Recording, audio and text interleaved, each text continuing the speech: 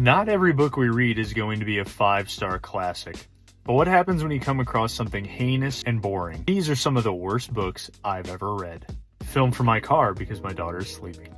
First, we have The Cactus Eaters by Dan White. Branded as the Pacific Crest Trail version of A Walk in the Woods by Bill Bryson, but it is horrible. The author complains about the heat, his interactions with his girlfriend who comes along on the trip, and just literally everything. There's no way to root for this guy. Absolutely abysmal. Just read A Walk in the Woods or Walking the Big Wild.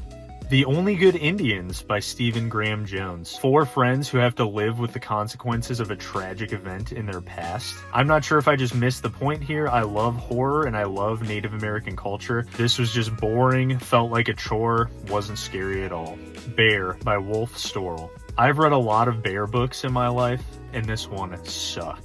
It's supposed to be a cultural history of bears with a little bit of science mixed in. It ends up being a rambling and self-centered mess about the author communicating with animals telepathically. Incredibly stupid, don't pick it up. Sugar Street by Jonathan Dee. A man leaves his family and commits a heist to grab hundreds of thousands of dollars. The entire story is just about his paranoia, so he just lives in an apartment and exists.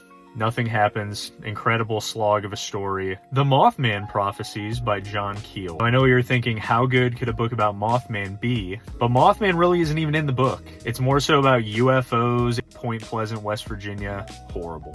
And finally, the worst of them all, The Fisherman by John Langan. This was praised by a bunch of people I follow on social media, and I thought it was absolutely terrible. Expected a horror story about some guys going fishing, but you end up with a story within a story within a story. Not at all what you would expect, and a total waste of time.